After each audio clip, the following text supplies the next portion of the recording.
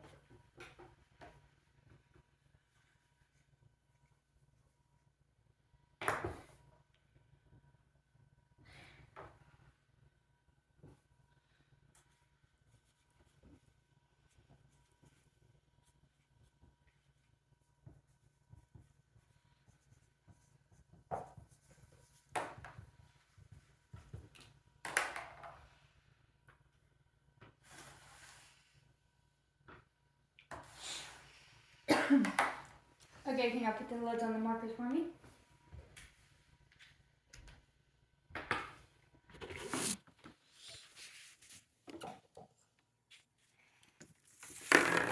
So on this mirror, we have written a whole bunch of things that we've either been told or we believe about ourselves. Words like dumb, fat, too skinny, not enough, weird, unworthy, ugly, too loud, stupid, slow, inadequate, weak, talk too fast, too small, too quiet, silly, short, not smart enough, and unworthy, and many other words. You can look at yourself in the mirror, and these are words you have probably told yourself or been told before. I'm going to take this up here so we can keep looking at the not the words. So, these are things that are negative that we see about ourselves or that people have said to us before. I'm going to paint you a picture. Okay. So I want y'all to imagine a picture that you just created. Say it was the most beautiful picture you created in the entire world. You loved this picture and you made it for that one specific person. And you're like, they're going to love this. It's going to be the best thing I've ever created. They're going to love it. They're going to adore it. And you give it to them. And you're so excited. You're like, oh my gosh, they're going to love this. And when you give it to them, they start picking out everything that you did wrong. Maybe you painted outside of the lines right there, or that line's not straight like it's supposed to be. You did all of these things, but you thought it was so perfect. That's what we do when we're created by God. We're created by God, but we like to stand in the mirror and tell ourselves all of these things that we feel define us, when what really defines us is who God calls us to be. I got that illustration from Pinterest. Self-image.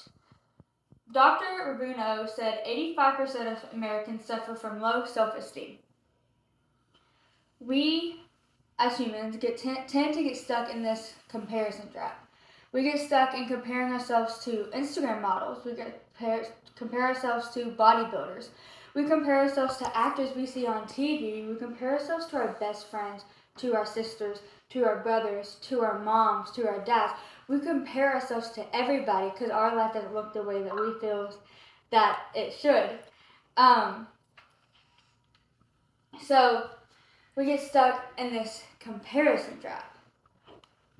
But why are we comparing ourselves to? Because the people on Instagram that are these Instagram models probably are editing those pictures and putting them in ways that they want them to look so they look appealing to you.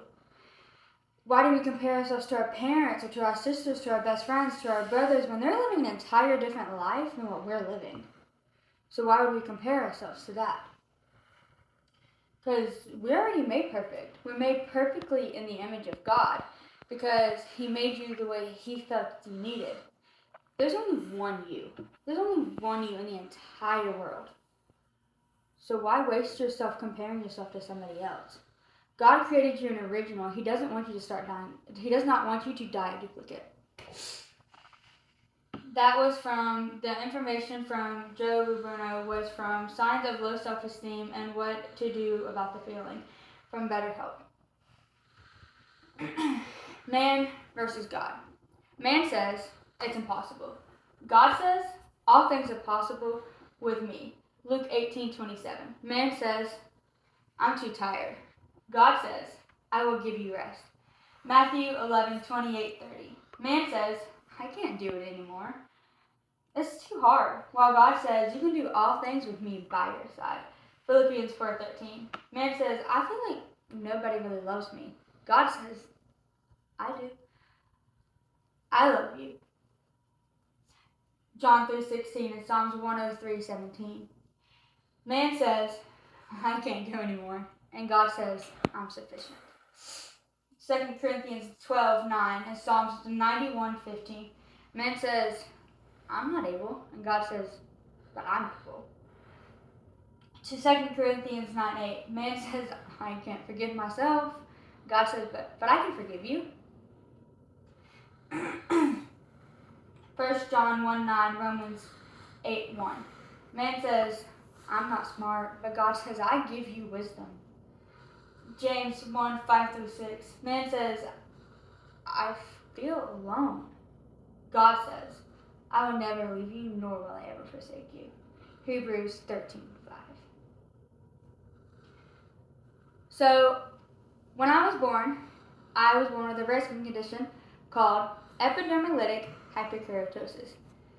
Basically, what that means is I was born without oil glands, and my skin grows 4 times faster than the person that has normal skin.